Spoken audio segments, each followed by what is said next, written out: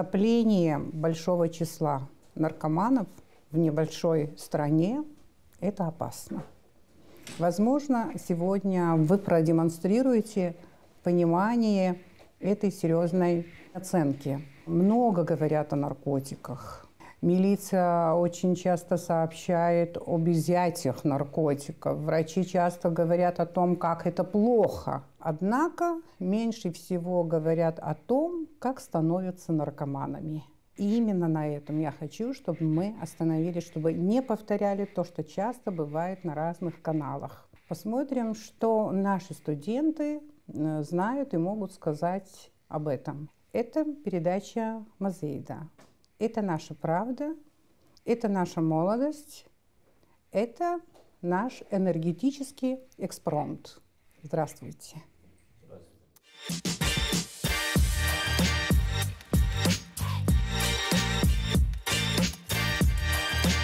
Мазейда – слово молодежи.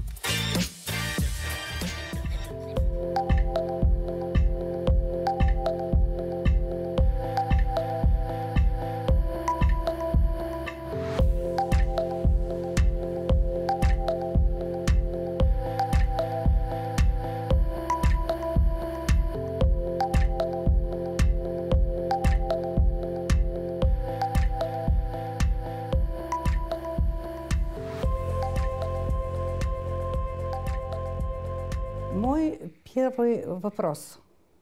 В каком возрасте вы попробовали алкоголь? Да, я попробовал алкоголь, скорее всего, возраст лет 9.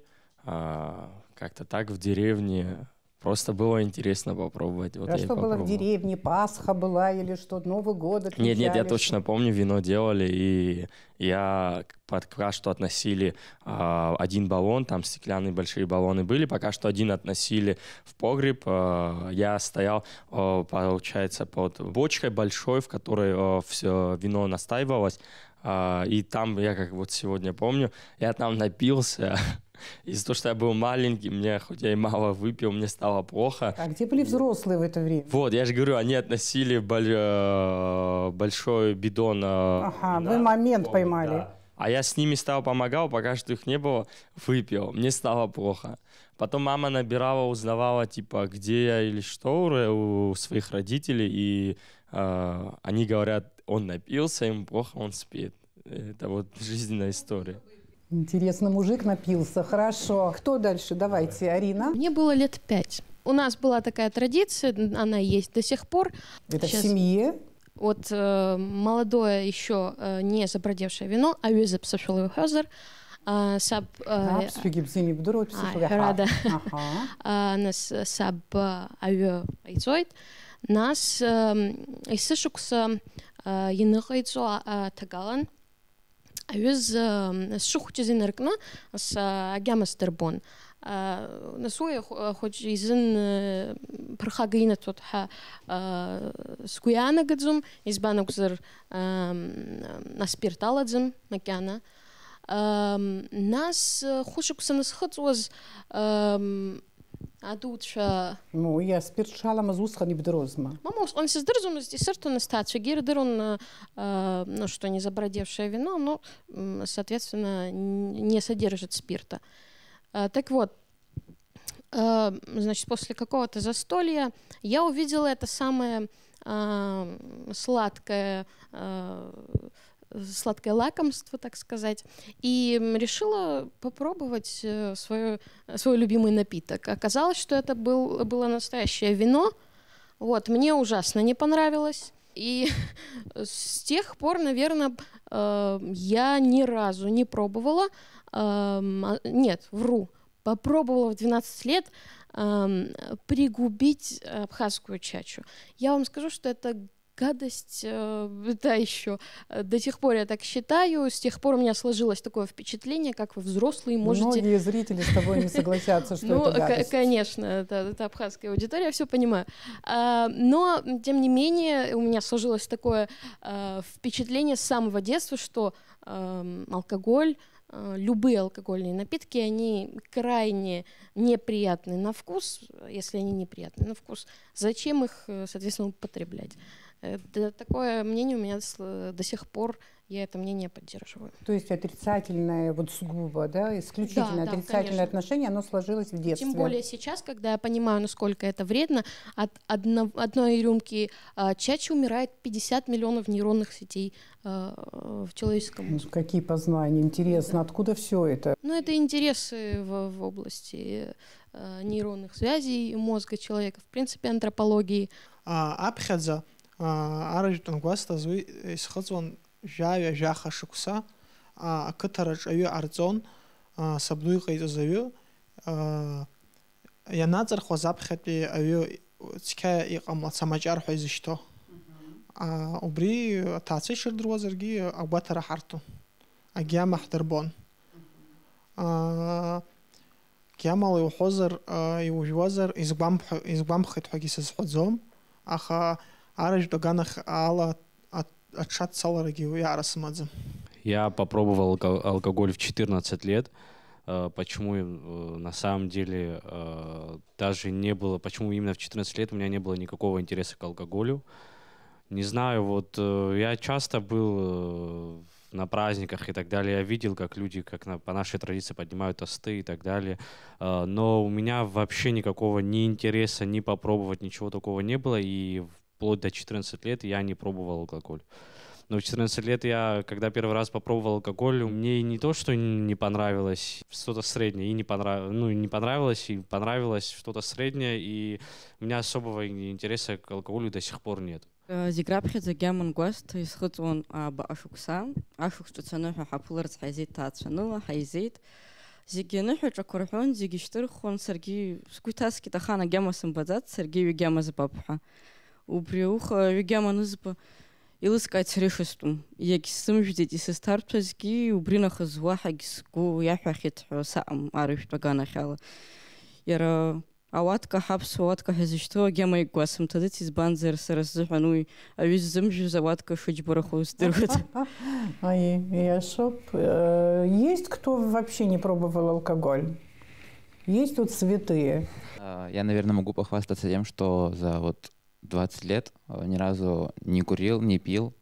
Это, я думаю, хорошее достижение, хотя было много попыток заставить меня выпить на застольях каких-то, на свадьбах, день рождения друга. Говорили на абхазской традиции пхащаро и уфюру. Сейчас мне 20 лет, и я горжусь тем, что я ни разу не пил, не курил. Я считаю, что это мое личное мнение, не хочу и не буду. Я впервые, наверное, попробовала алкоголь около 11 лет.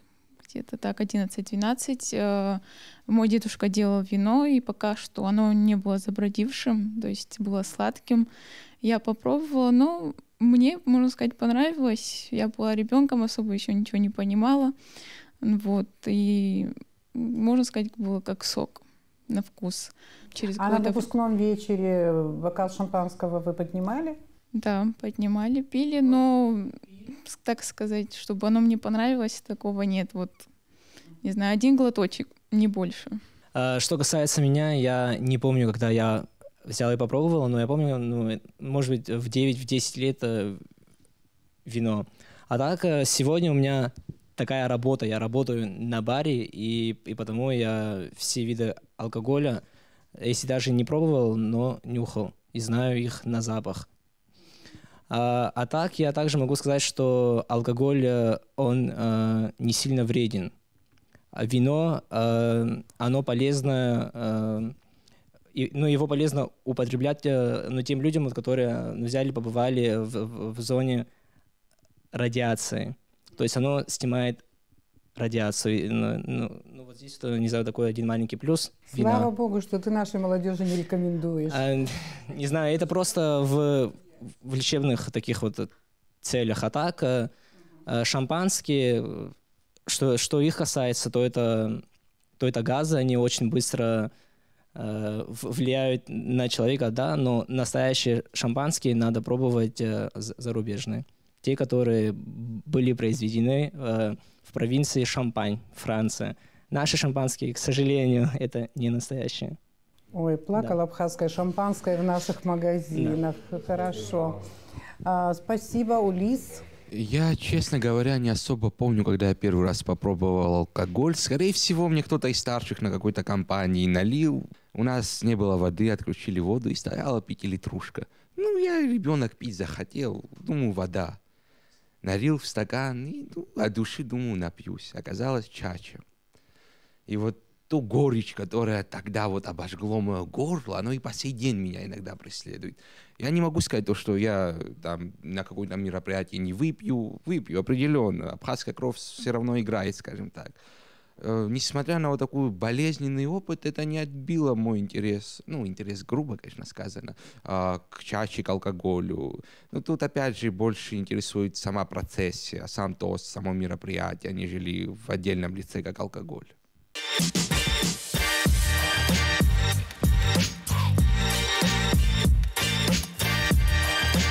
Мазейда, Ачар Ража. Я почему с этого вопроса начала? Потому что, не знаю, ошибаюсь или нет, но часто рядом с алкоголем идет наркотик. Либо за алкоголем, так скажем, ранним таким приобщением приходит наркотик. В каком возрасте, при каких обстоятельствах вы узнали о наркотиках? Был один такой случай, я решил пойти в магазин был недалеко. И там, я думаю, многие знают, была такая Дед Морозная шоколадка. Я ее купил и прихожу счастливый домой.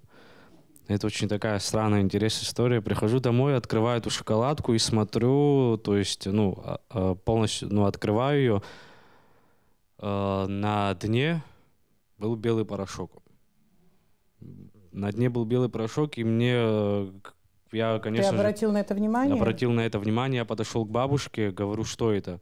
Она, естественно, перепугалась, сказала, подошла к дедушке и сказала, что это. А дедушка тогда, конечно же, работал в милиции, в МВД, и он потом узнал, что это были наркотики.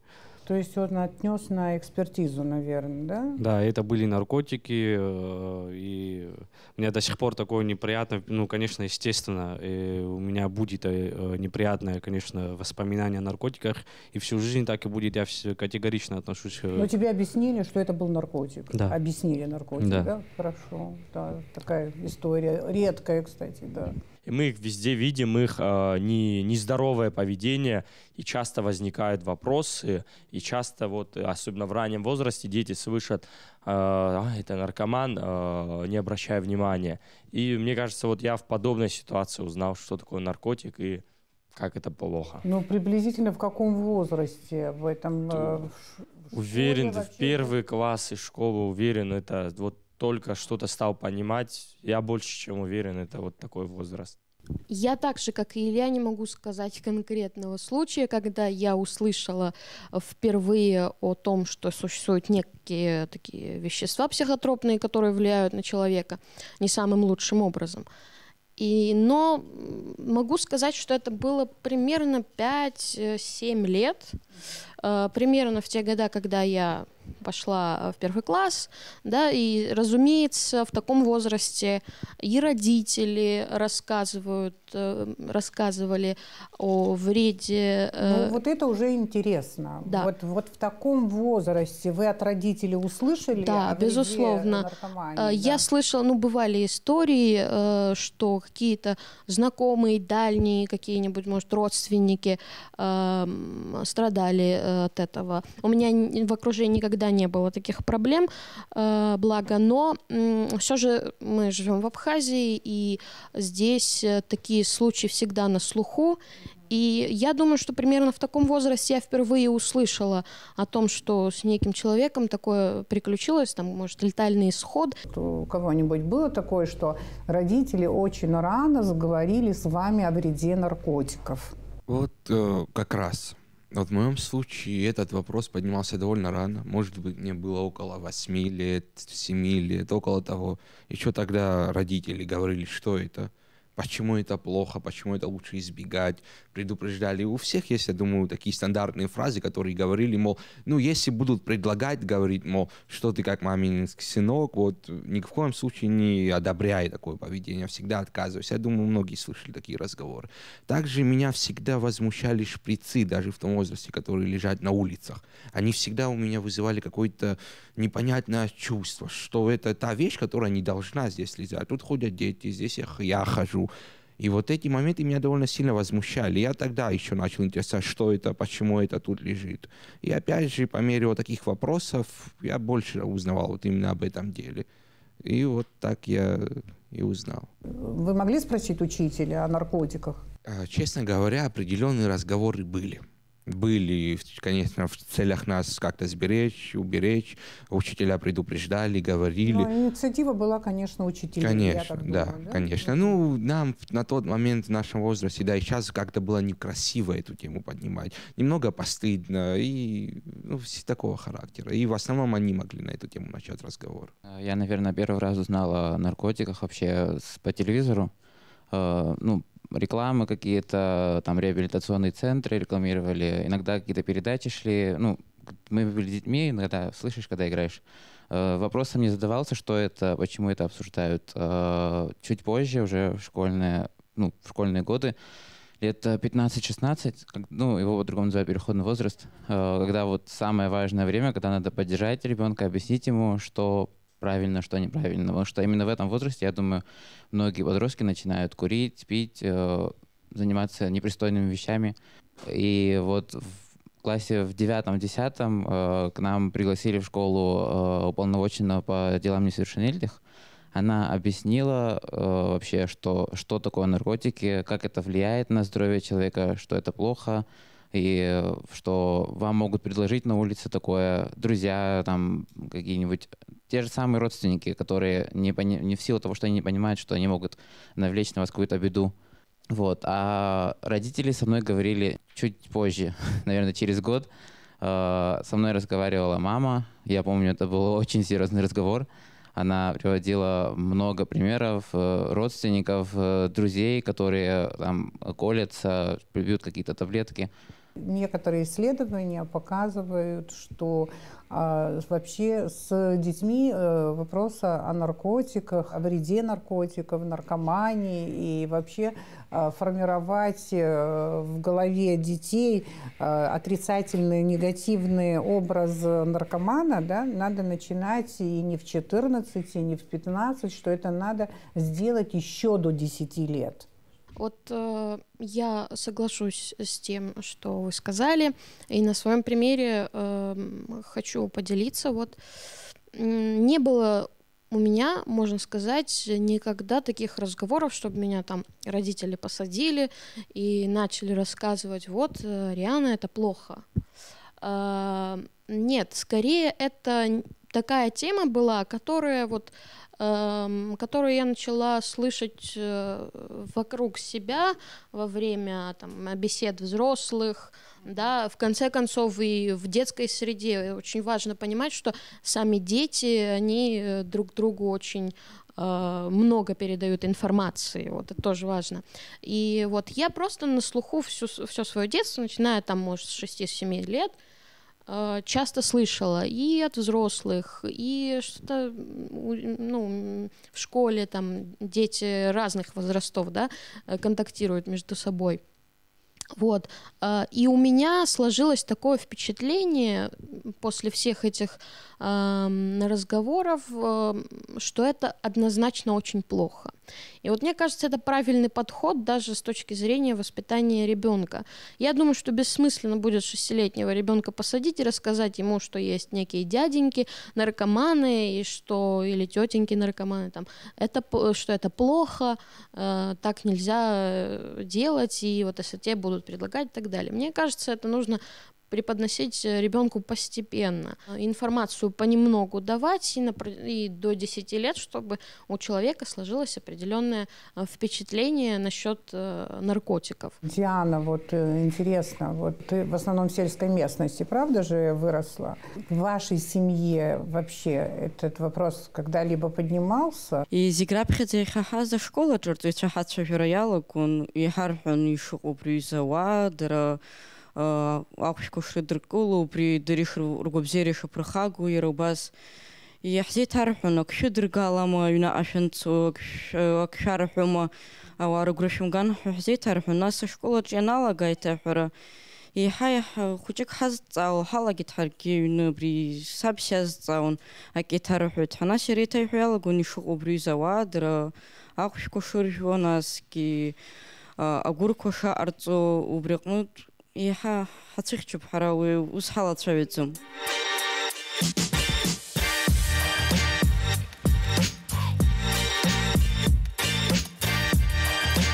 Мазейда. Слово молодежи. Среди ваших знакомых есть наркоманы.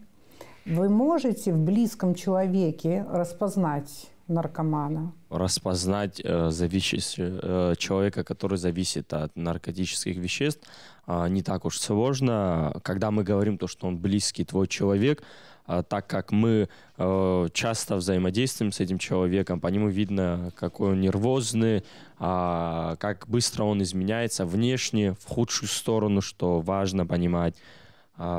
И поэтому я думаю, это не так уж сложно будет, если в твоем окружении появляется человек, который зависим, как-то распознать это. Самое главное, вовремя постараться человеку объяснить, то, что это никакой пользы никому не приносит, ни твоим близким, ни тебе самому. И не стоит ради какого-то влечения или, не знаю, там, минутного удовольствия, как говорится, тратить всю свою жизнь и мучить своих близких, родителей, братьев и сестер. Вот, у тебя не возникала мысль, ну что же, мне родители ничего об этом не говорили, а вдруг я, то рядом были же, кто этим занимался, а вдруг я пошел бы по этому пути? Вот... Я это так объясняю, то же самое, как было и с курением, хотя в раннем возрасте я попробовал курить, но быстро прекратил. Объясню почему. Я очень независимый человек. И для меня это важно. Я не могу себе позволить зависеть от чего-либо. Я и так завишу от еды, не знаю, воздуха и так далее. Большего ничего не могу себе позволить. А родители узнали, что ты попробовал покурить? Да, я сам говорю, это было возраст... Мне было 16, я говорю то, что я когда-то курил. Ну, я пришел домой, у меня вещи пропахли сигаретным дымом. А это не из-за меня было, это было из-за моих товарищей, с которыми я был в помещении в одном.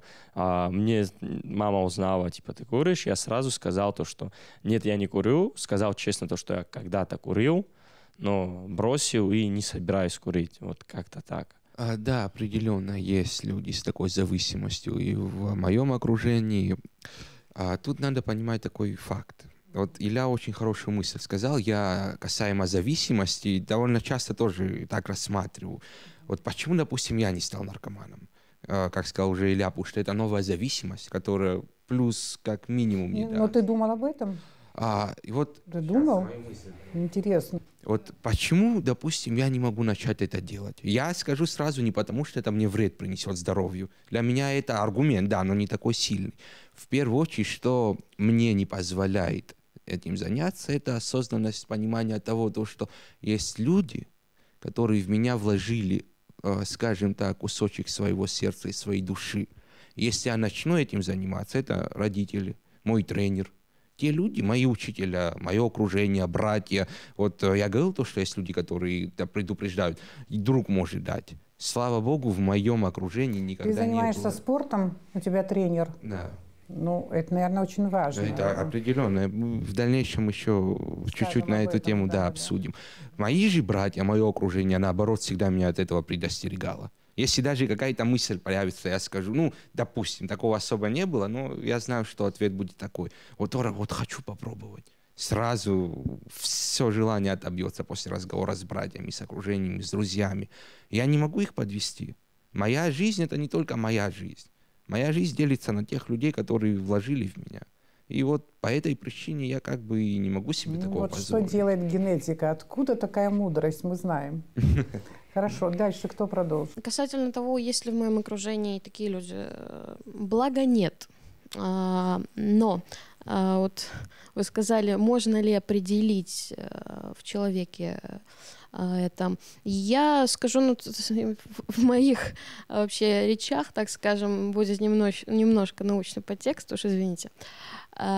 Вот можно определить в первую очередь, потому что наркотические вещества поражают центральную нервную систему. И поэтому какие-то, если приглядеться, я вообще люблю приглядываться к людям, да, мне интересна физиогномика и так далее. А если приглядеться, можно заметить, что с человеком что-то не так, даже если это не близкий человек, с которым ты часто контактируешь. Но можно предположить, понятное дело, утверждать, что вот ты наркоман какой нехороший, нельзя, ты можешь ошибиться, и никого в этом обвинять, конечно, нельзя. Но, в принципе, я думаю, это возможно, и какой-то процент вероятности того, что можно угадать, есть.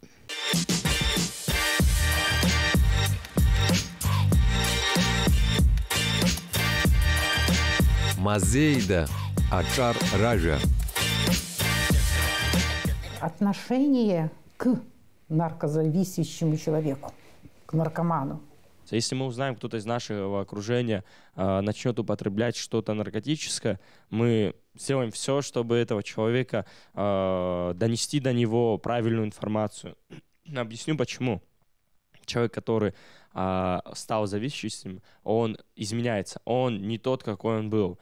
Я лично и мои друзья знают, если человек будет употреблять наркотики, для меня лучше, чтобы его не было. Я не смогу, я ему сразу изначально скажу, я не смогу помогать тебе. У меня есть другие цели по жизни. Я не собираюсь находиться рядом с тобой всегда и из глупости, с которой ты можешь выйти сейчас, я тебе могу помочь. Наркоман не может быть тебе другом, да?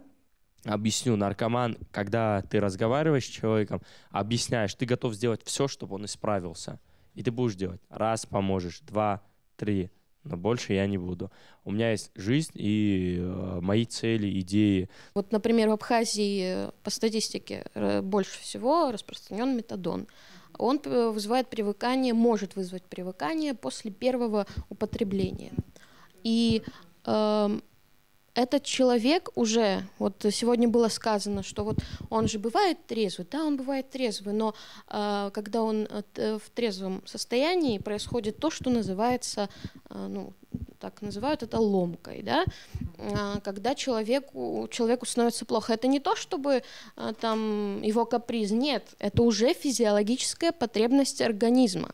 То есть начинается тошнота, рвота, у человека начинают болеть кости. Если он не примет еще, он не сможет просто без этого, ему будет плохо. Известны даже летальные исходы. При этом наслаждение они могут получить только увеличивая дозу. То есть это реальный капкан, из которого самостоятельно выбраться практически невозможно. Ну, хорошо, это понятно. Мы о наркомании, вот там, что это такое, о вреде мы знаем. Да. Да? Но вы еще не сталкивались в жизни с наркоманом, нет. И поэтому вы говорите, что я бы хотела помочь. Да, но вы как это сделаете? Сделаете ли вы это вообще? Да, тоже вот вопрос. Если это будет близкий мне человек, я сделаю это. Потому что если этого не сделать никто, он сам, скорее всего, на это не пойдет. Нужно обращаться к специалистам, то есть есть наркодиспансеры, есть специалисты, которые занимаются здоровьем человека, то есть это в первую очередь и ментальное здоровье. Нужно помогать человеку преодолевать. Просто так взять и бросить, уйти невозможно.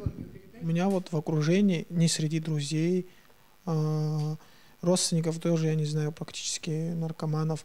С детства, там где-то с 5-го, кажется, или 6-го класса, там увлечен был спортом и по сей день. И окружение, но как бы вообще мы даже, я не знаю, мы даже не говорили об этом, на эту тему, не обсуждали и так далее. Единственное, мы можем сказать там в интернете, если увидели и так далее.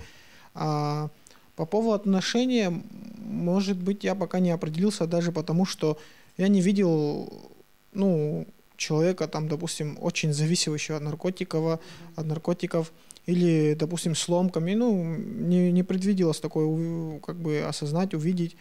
И да, и пока не знаю, как к этому человеку относиться. Единственное, что, да, понятно, то, что я к нему отношусь категорично, что это мне не нравится, естественное дело. Но в таком плане, как вести себя с ним или как понимать его, я пока еще не понимаю. С детства у меня есть знакомые, ну, друзей навряд ли есть, просто знакомые наркоманы, которые этим занимаются, и вот в разговоре я никогда не делал на это акцент. Ну, да, чем могу, помогу, но когда ты там 17-летний парень, и перед тобой стоит 50-летний мужчина, который через многое прошел и видел этот мир, эту жизнь намного больше тебя, я не могу ему что-то научить, я не могу сказать: дядя, это плохо. Ну, мои слова будут очень глупо и по-детски звучать, хотя это истина, это правильные слова, но в контексте они будут так звучать.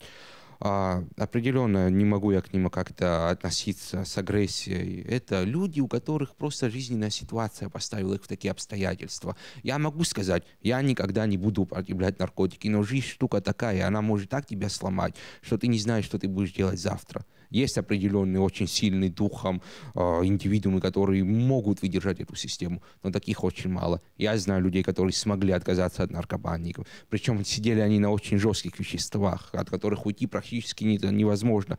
Тоже метадон. Одно употребление, ты, считай, ставишь крест на своей жизни. Ты можешь остаться хорошим человеком. У меня много есть знакомых. Это мудрые люди, которые еще тебя могут жизни научить. Но где-то на протяжении своей жизни они оступились. И я не могу их за это осуждать. Надо относиться с пониманием, в первую очередь оказывать поддержку. Им самим тяжело. Если ты немного с ним поговоришь, заглянешь ему в душу, ты поймешь, что ему больно от всего того, что с ним происходит. Несмотря на то, что это может быть прекрасным человеком. Да, наркотики тебя испортят, но ты от этого не перестанешь быть человеком.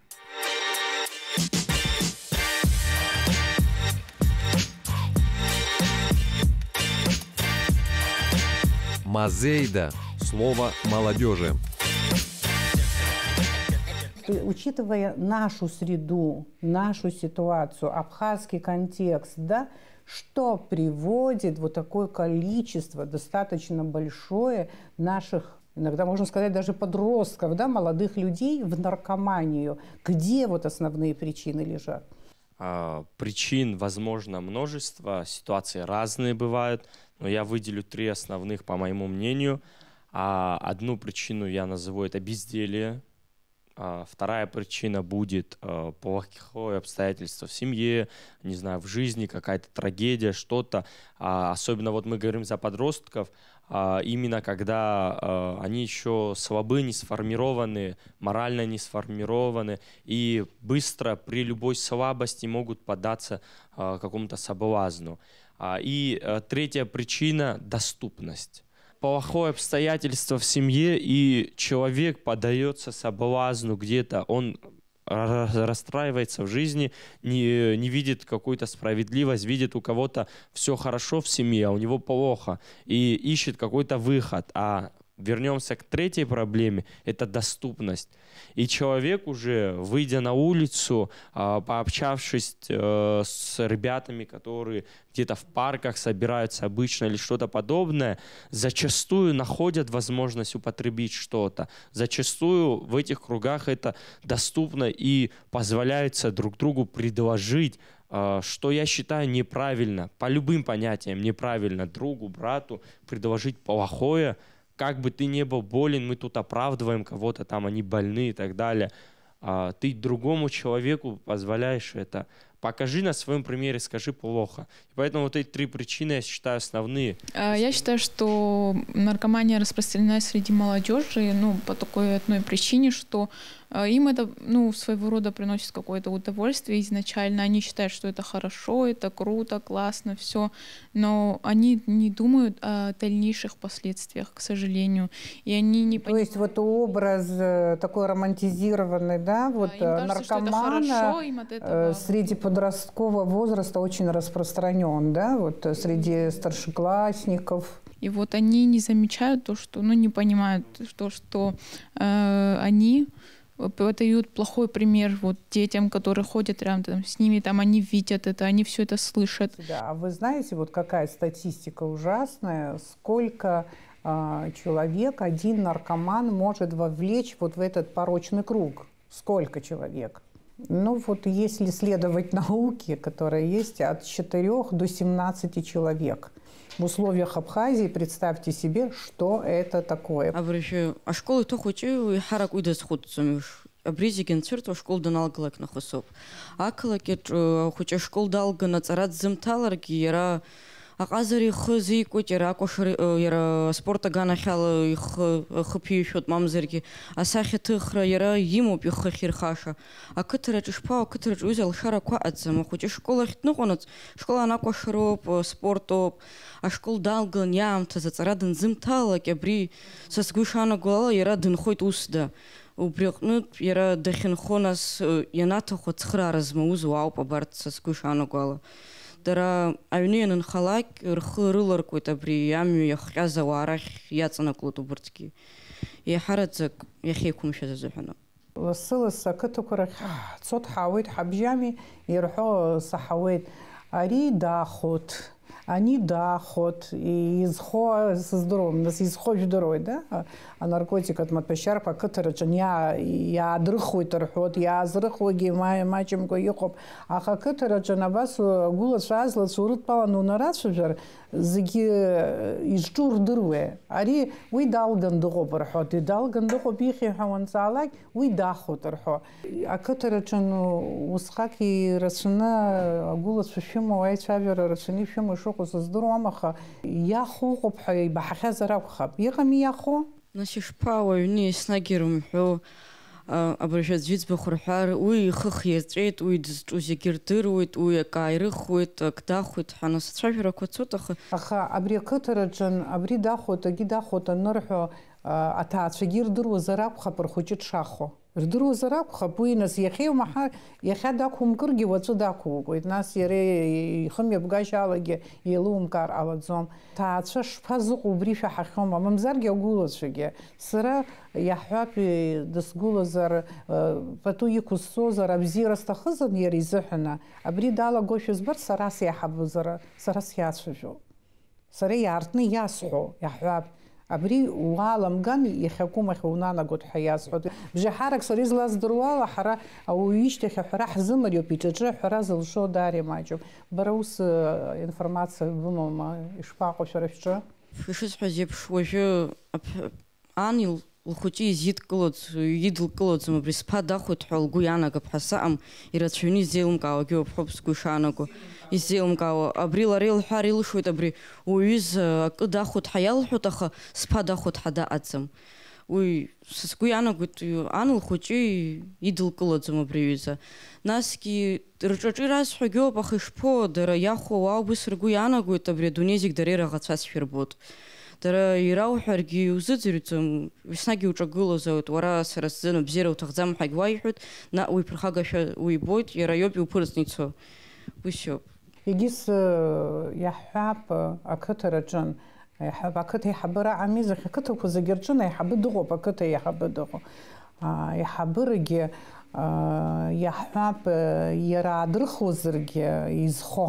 حسكين أدرخ وزرجي يدر وزرجي بري شو تقولوا تدروي تخا ده تقولوا زوم يرى عام شرد شخطارناكو أكتر جاي حبتشا وجيجي رزيلم كاتسقو زر يالخ نكتك سحزوم أخي زيلم كاتسقو بناس كي سخز صرت شجويها أخا ورا ومشيزر عام شرو خطارنا كزر أكتر جنو يحبزر ورا وخيقو نباتسخا وبريزة وعاجلر جيقم زرو وبريقم لارت زحن ورا يولشو زك أو زارو بخا يقرص زوم يشردروا رلي شبو أحجار بجسريجو сяшус здрамусупсы ишила скала. Паухахчубружу хозер идырвозерки михапа кыта хадайры хата идырвозерки я амю брюза атаачара бзи ялцно ахучи дахибжисваги ауп ишпайхари ирани рабирдырует сарабржус нейна яндуси хыпан ябдуси хыпан сасы шпаяцвири сариш паяцвари аблабли цупхашут еха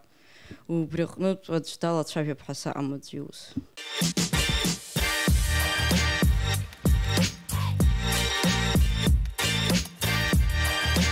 Мазейда, Ачар Ража.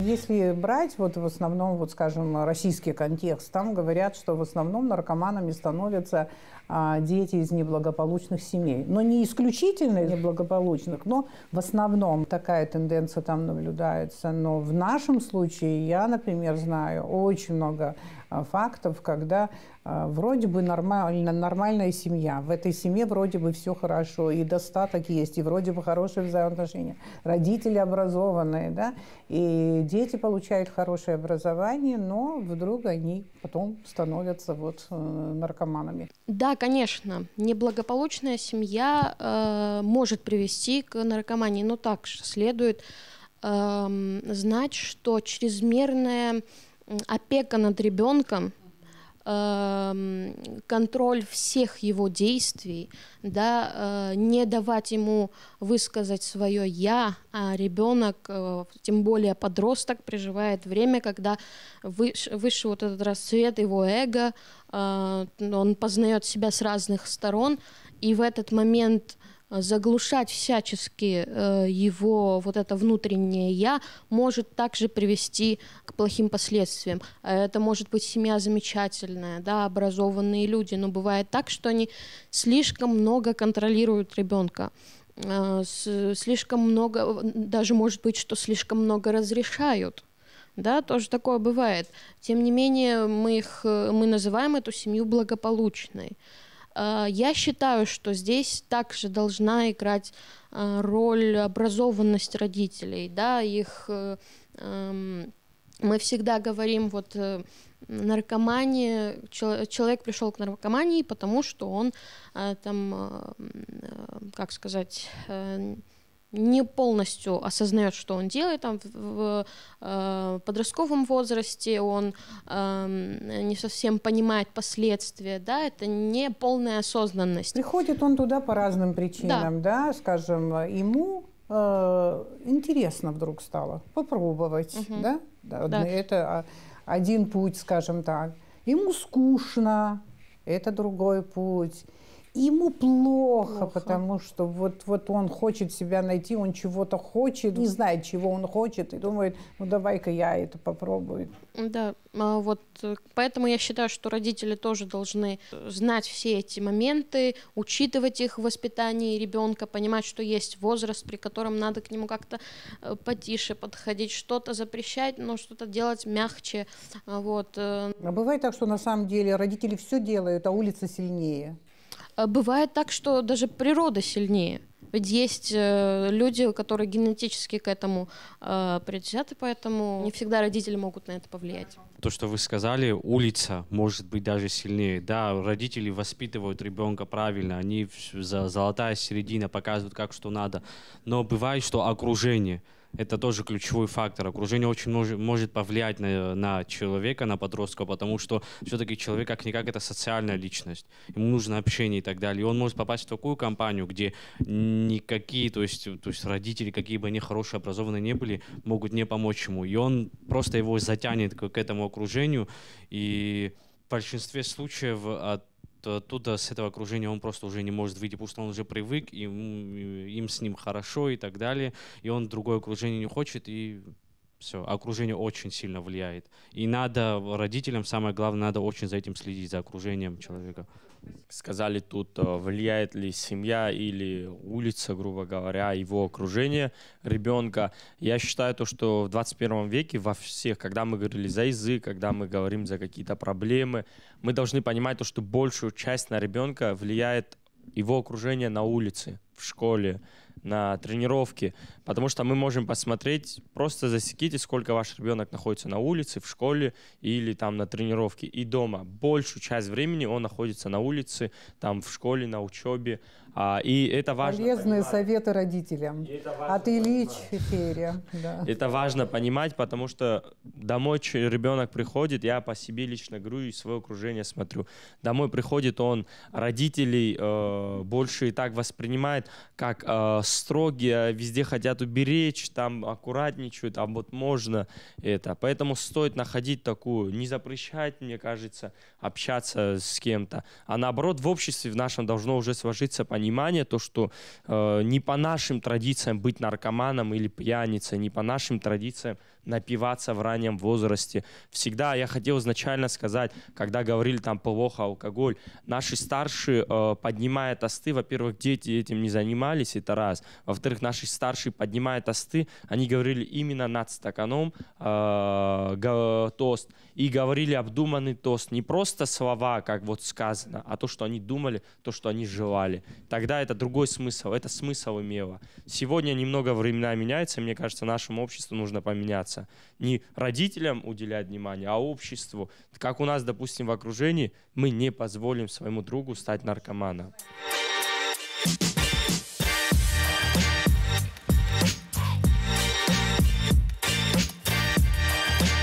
Мазейда. Слово молодежи.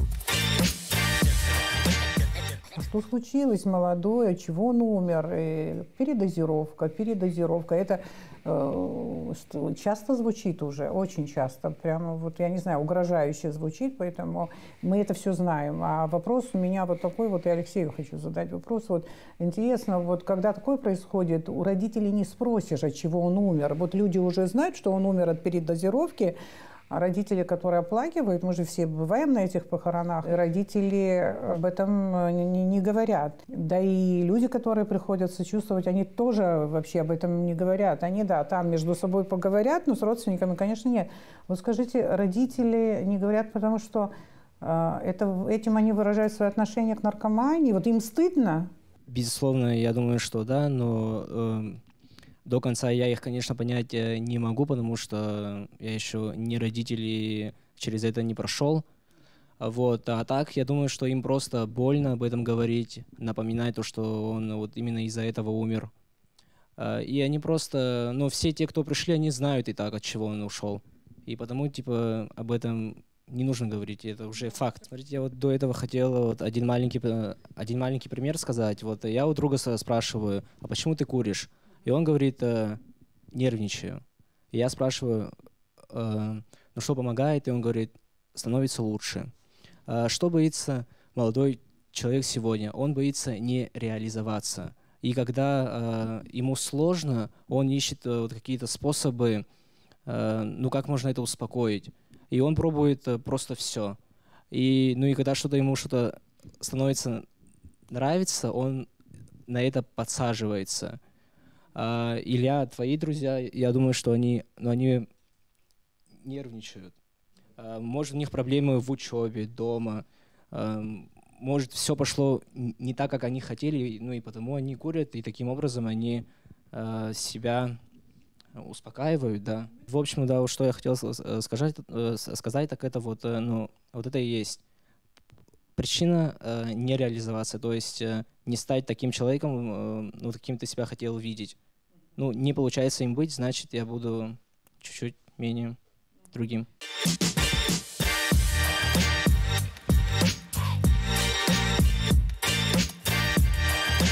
Мазейда. Ачар Ража.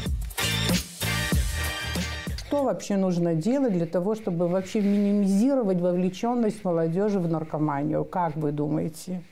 Вот я считаю, что минимизировать можно, допустим, вовлечая нашу молодежь в спорт. Например, вот говоря о республиках Кавказа, Дагестан, Северный Кавказ, да, Чечня, прилегающие рядом республики.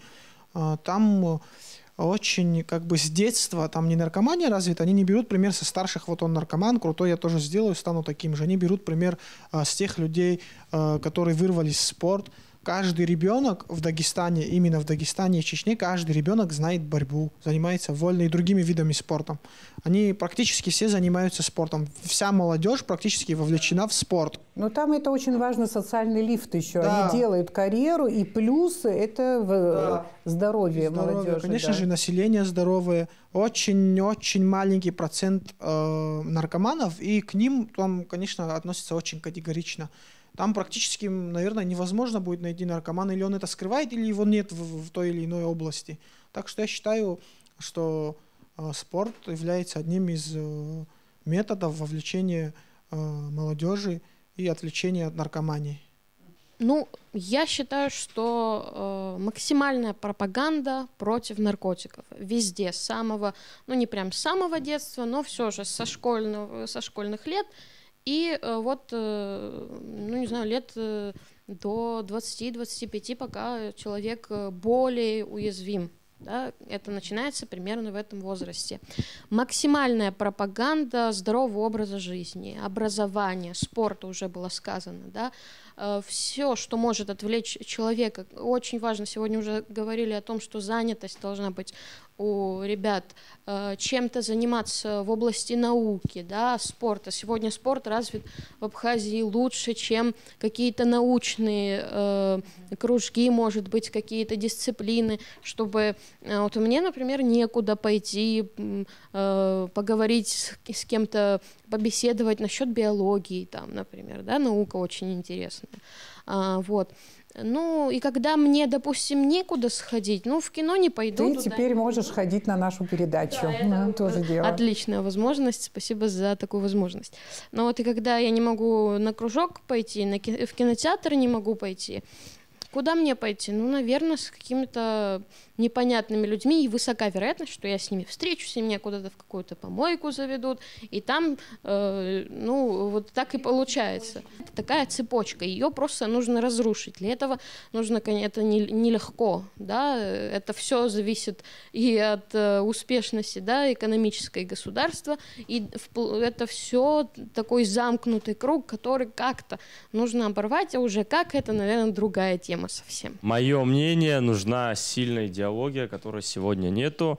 Никакие просто пропаганды, просто советы не помогают. Когда это будет стыдно, когда это будет позорно, тогда мы, я думаю, решим. Потому что для многих в обществе мы такие люди в Абхазии, мы прикреплены к обществу. И нам важно, чтобы в обществе мы не были последними людьми. А сегодня наркоман, когда может быть наравне с человеком, который имеет там 2 высших образования, научную какую-то диссертацию написал, и он может с ним наравне в обществе находиться, никогда в жизни этот наркоман или молодой человек, который планирует стать или начинает с мелких наркотиков, не перестанет этим заниматься. Сегодня я недавно разговаривал с человеком, который имеет много знаний и так далее, и он, когда видит то, что сегодня избираются депутаты не совсем образованные и так далее, и он говорит: зачем я всем этим занимался, лучше бы я отдыхал, развлекался по молодости.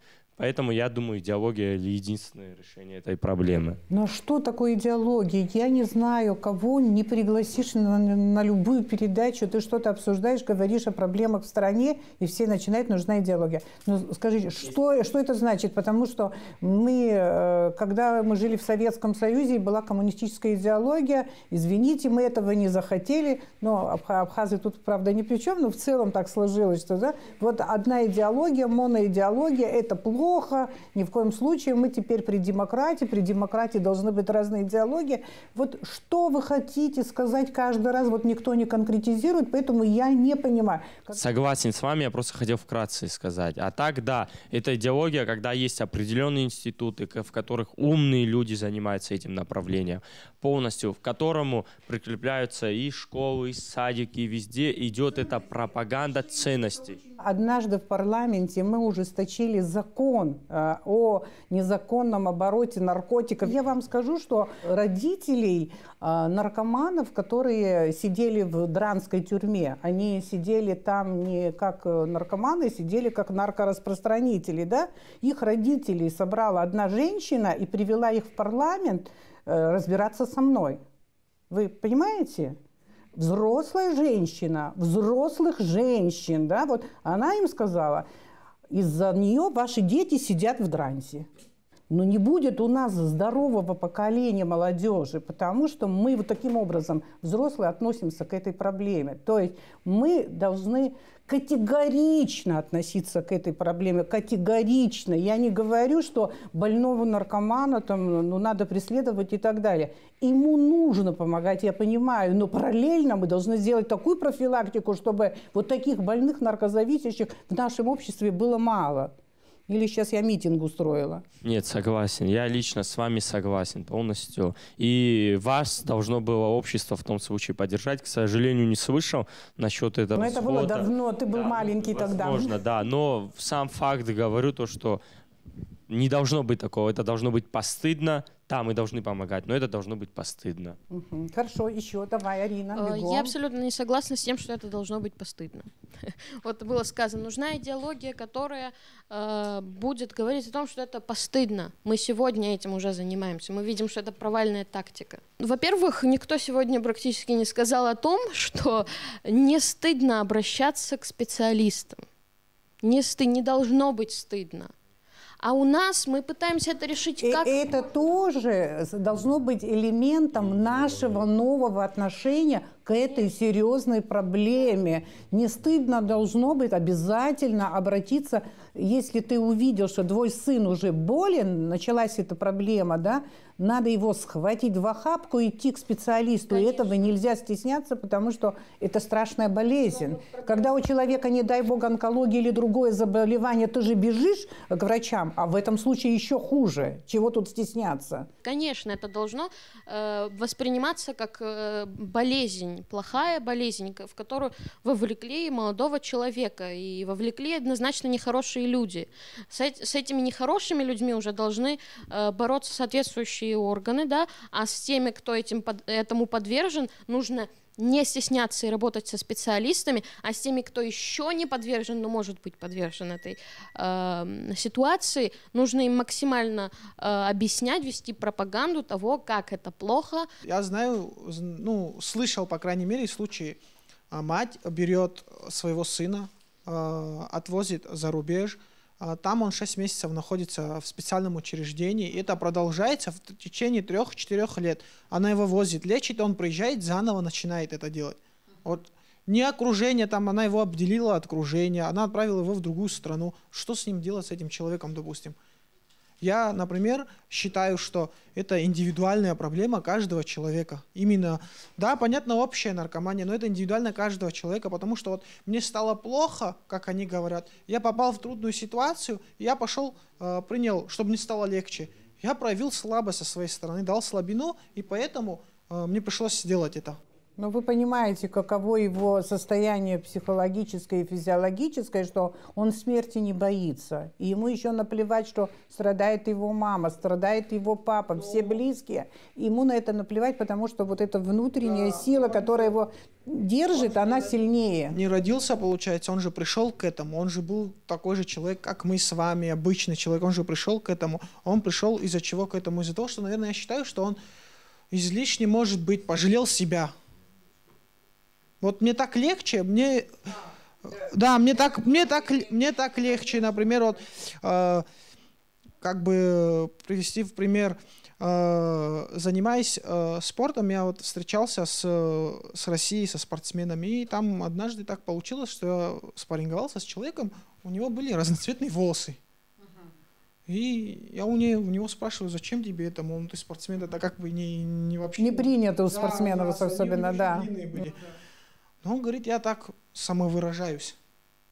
Вот то же самое, как бы с наркоманами, он начинает зависим быть. Но почему ему вместо того, чтобы не кольнуться, там не принять, что-нибудь другое сделать вместо этого? Пробеги лишние 20 метров или отожмись, я не знаю, что-нибудь великое сделай. У нас еще и наркотики доступны, потому что самовыразиться не так сложно. Допустим, музыку напиши. Они просто ищут самый легкий путь. Это прививается с детства, родители должны сначала объяснить. Потом это в школе, и я уже студент 2-го курса, и ни разу, наверное, не было, чтобы к нам пришли, объясняли что-то. Потому что, может быть, у кого-то в школе был упущен момент, им не сказали. А это ведь тоже государственное учреждение, по сути.